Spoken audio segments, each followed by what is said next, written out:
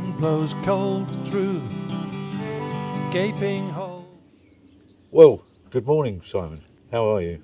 Good morning, John. I'm really good Yep. and very happy to be here chatting to you about my music, about my songs, and thank you for coming.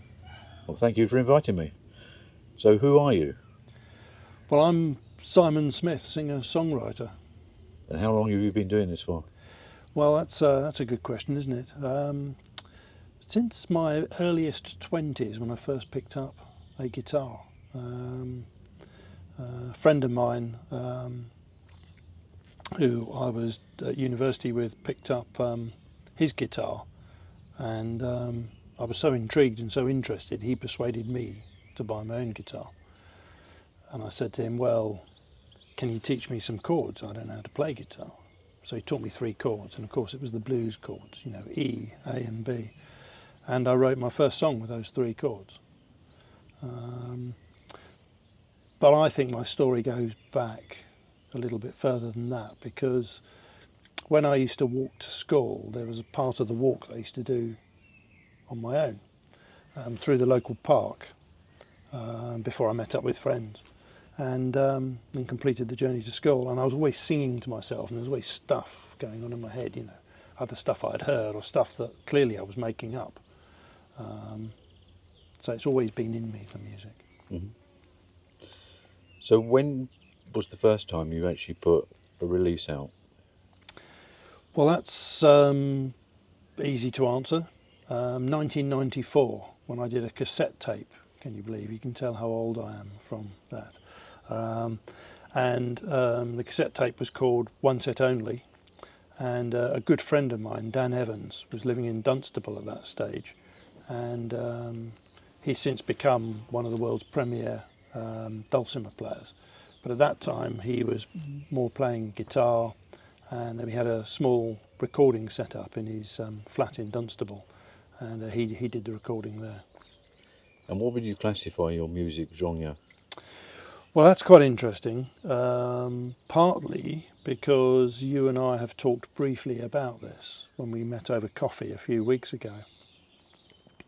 And I would have put myself out there as folk rock.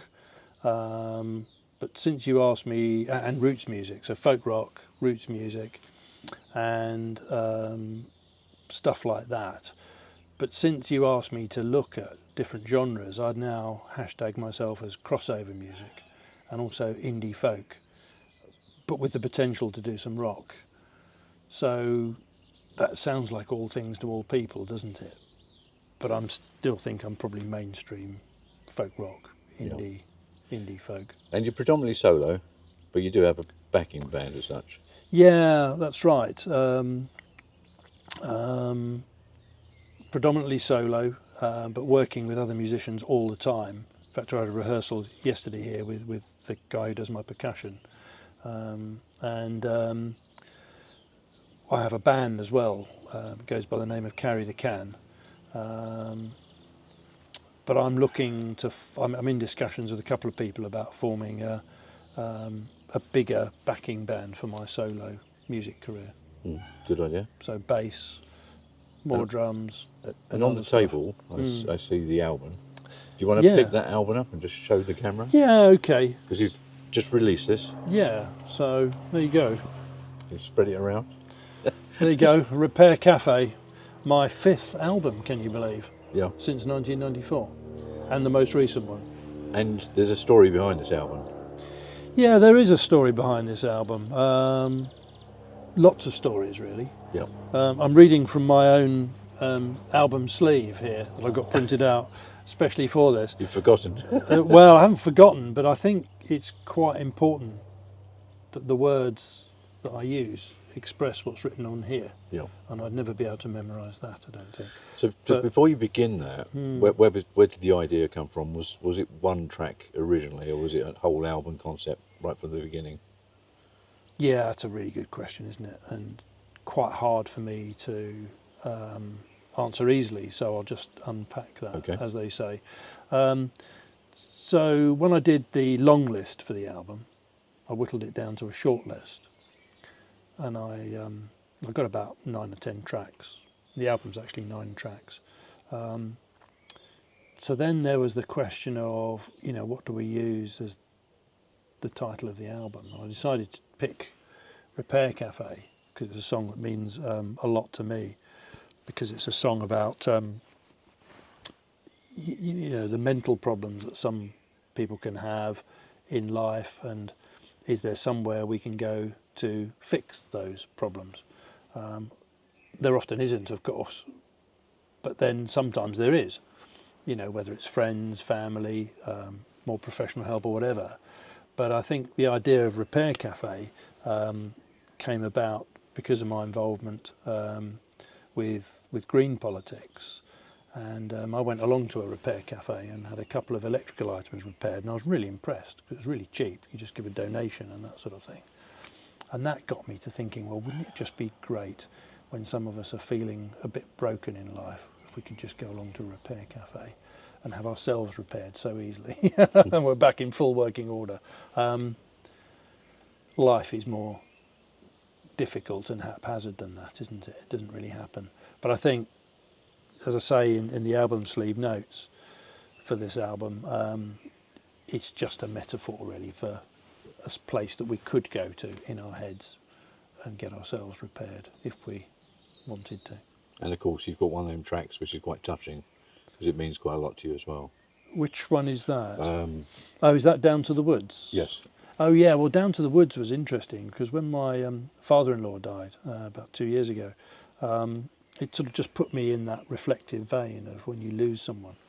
And about 20 years ago, I lost the friend who actually introduced me to guitar that I was just telling you about. And he actually committed suicide. And I sang at his funeral, and it's nice to just give him something back like that.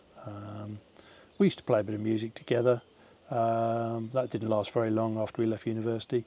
But now, of course, there's this song called Down to the Woods, which is all about loss. And the fact that all of us at some point in life, I suppose, are going to be encountering that mortality thing, which as you get older, you encounter more and more.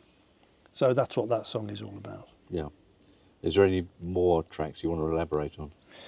Well, let's have a look, shall we? Okay. Yeah. I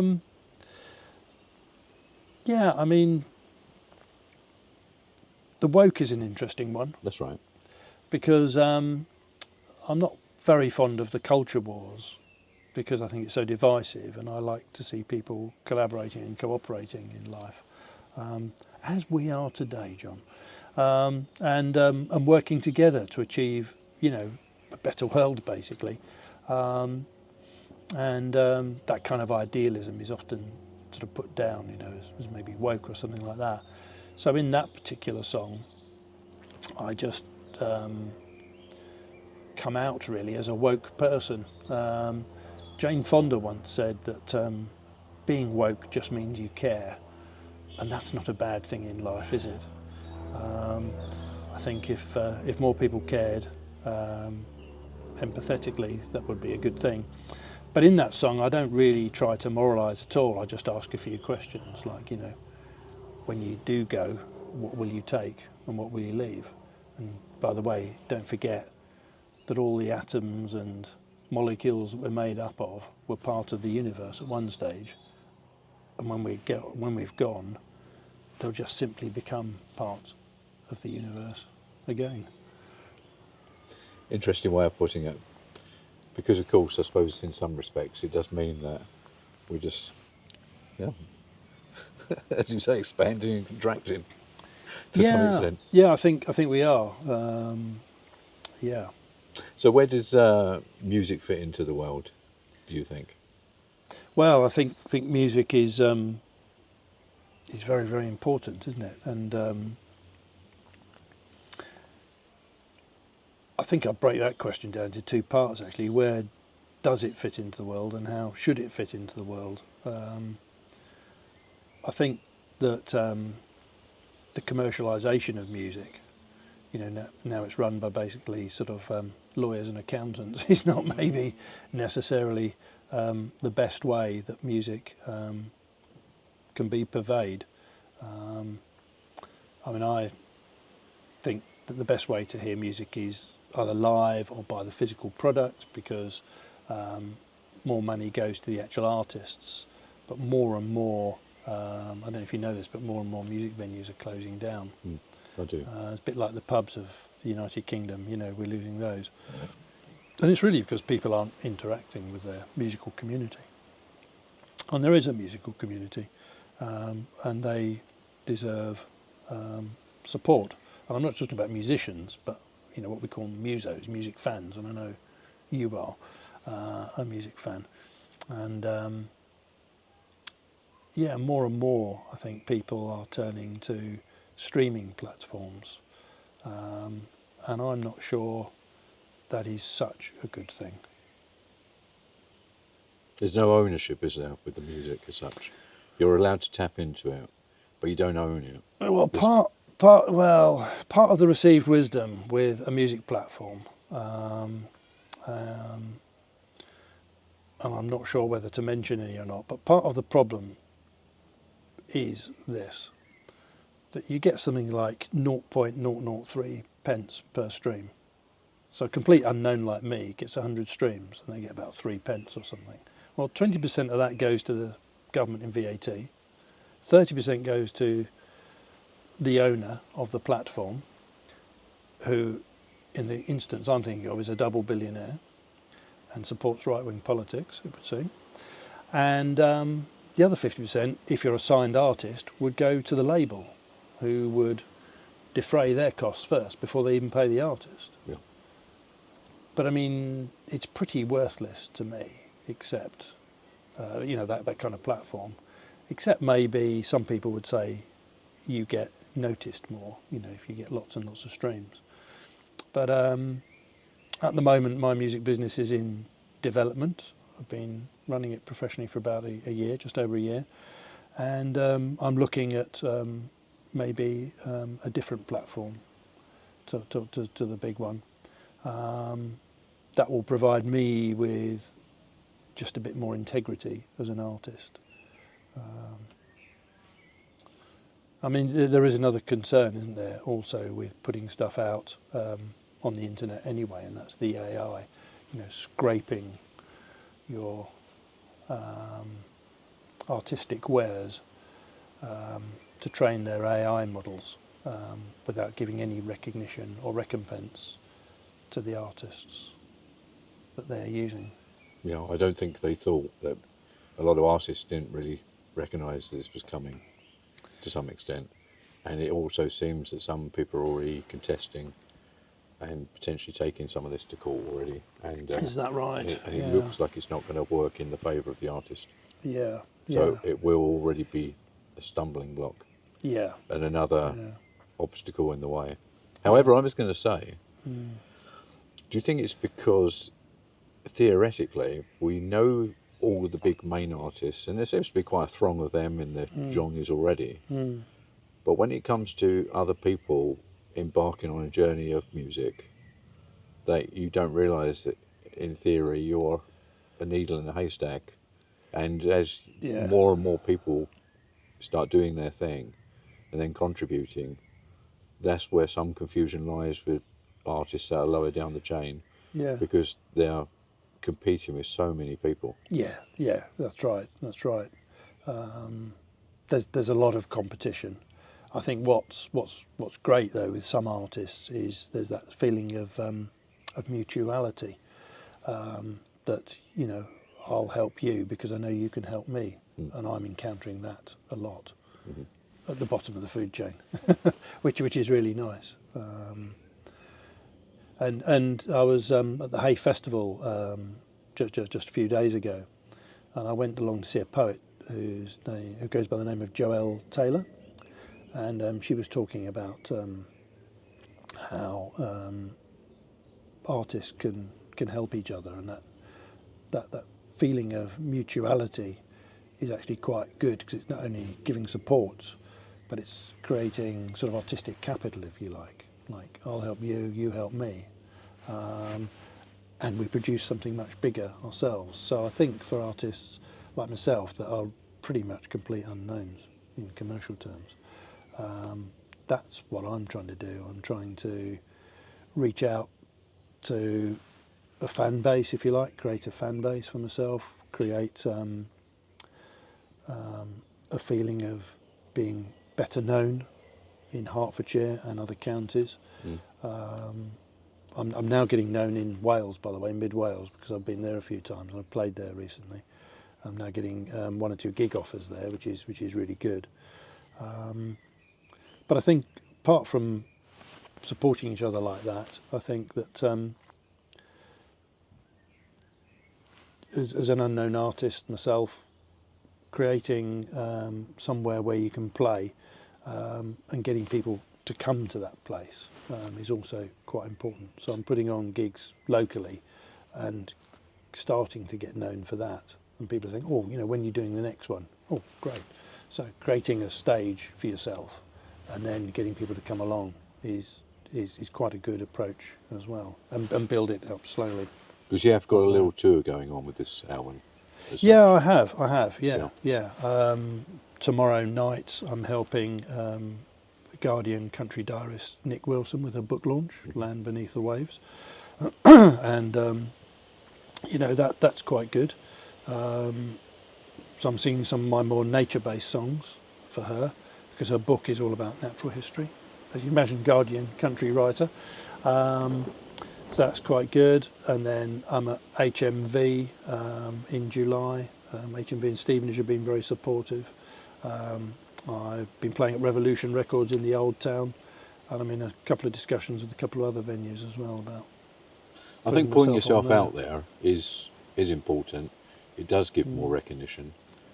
Yeah. And in some ways, it's not trivialising people going to lesser known artists, but maybe it's to do with the fees or the costs actually of the concerts and gigs. Yes. So the bigger artists are already commanding and demanding a sort of higher fee altogether. Yeah. But people who want to go out and still see music or live events are potentially driven to places where the admission is a lot lower. Yeah.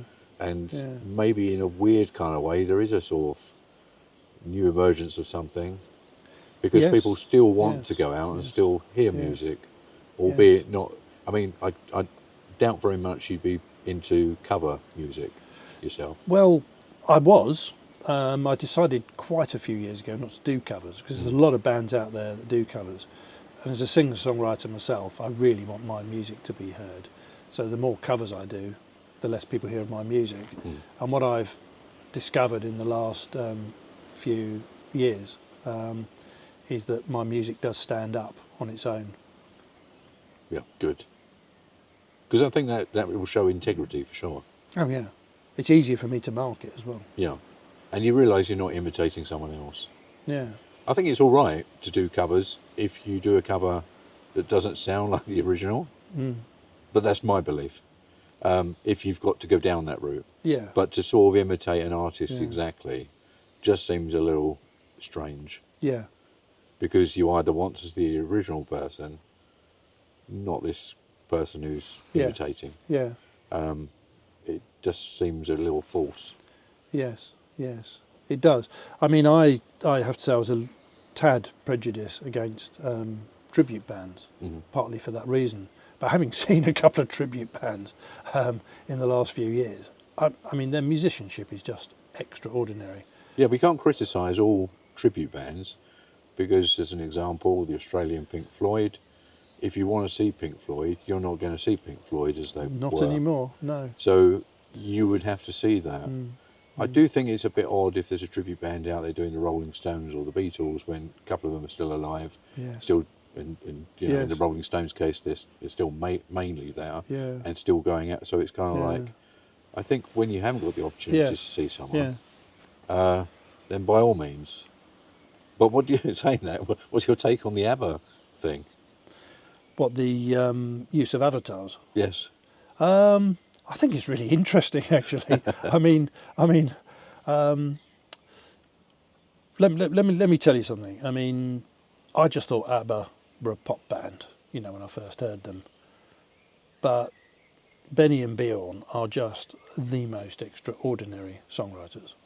They write the greatest pop music, you know, and I think if it gives people a sense of fun and enjoyment, and clearly they've developed something there. I think it's a new approach. Saying that, was a though, new approach. Does that realm, in a way, does it come in with the realm of the AI to some degree? Well, I think it does. It's on a spectrum, isn't it, of seeing the real live artist and seeing some substitution. But we know, in theory, doing music genuinely as an artist, you still want to be authentic. Yeah. And it's touching on the conversation we had a little bit earlier, where we were talking about AI intervention and the potential damage it could potentially do. Yeah. And so, therefore, is it the way we want to go forward? Well, I think it's. I don't think that is relevant, really, that question, because if you don't mind me, No, I'm absolutely not. trying to be respectful here. No. But I'm not sure it's relevant because I think it's the way it's going to go forward. And I realised a few years ago, having grown up with a lot of these artists, I didn't realise that when they died, their music would be perpetuated in a live form. So quite a few years ago, I realised that it's no different to sort of the Mozart, Bach, Beethoven thing, where you get orchestras or trios or whatever playing that music of a dead composer. Yeah, and true. I think that's what we're seeing in real time now with our pop bands, our rock bands, our artists, our musical artists. See, that's the reason why I ask questions like I do, even if they're stupid, because well, they're certainly not stupid, John. No, but they can give you an answer back that can expand upon them. And there's no doubt other people may be thinking that certain things will clash. Yeah. But I think that's a really good answer. Yeah. Personally. Yeah. I mean, I think it's every artist's dream to leave, in quotations, a legacy. And I think that's where I am now. And I think I may be unknown now, but I'm hoping at some point in the future someone will see my songs and my music for the context that it represents, which is our modern life. I mean, I write, you asked me what my genre was earlier, and I'm also, definitely roots music, #roots, because my music is rooted in, my experiences, my feelings, events, people I've met, things that have happened. So it's definitely rooted in that respect. Yeah. Well, I usually conclude, when I conclude the interview, thank you very much for your time. But is there anything else you'd like to add that we haven't covered? Well, yeah, another interesting question, and what's quite nice is that it's a very open question. So I'm just thinking for a second. It's for the people. It's for the people, yeah. Well, I think the most important thing I would say to people is I'm trying to persuade people to follow this phrase: keep music real. Go to live music events.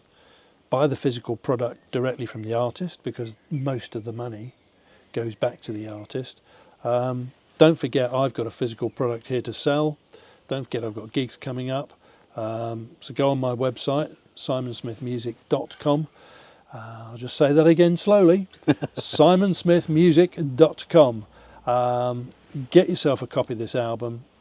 A lot of my musician friends are saying that it's a great product. I know you've got a copy. I know you played it live on radio. Yeah, you've got a signed copy.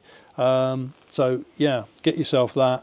And also, what people have got to understand, I think, is that by buying the physical product, that then gives me an income, so I can use it to invest in my next product and my next set of live gigs.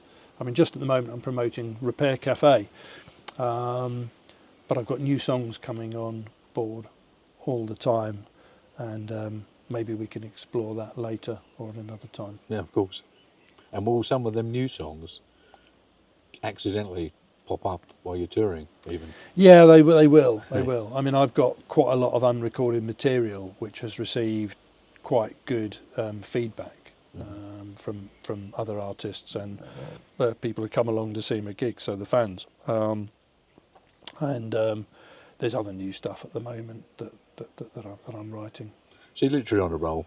I'm on a roll. I'm probably at the most creative point of my whole life, musically. This is. Well, good on you, Simon. You take care. Thank you, John. Really great to see you. Really enjoyed it. And lovely interview. So brilliant. I hope the people watching will love it. I hope you love it as well.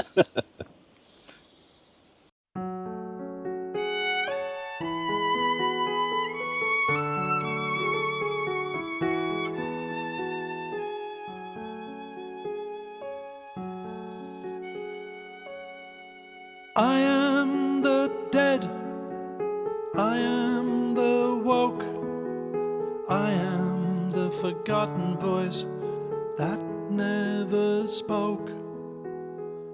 But who are you to silence my voice, alter my ego, limit my choice?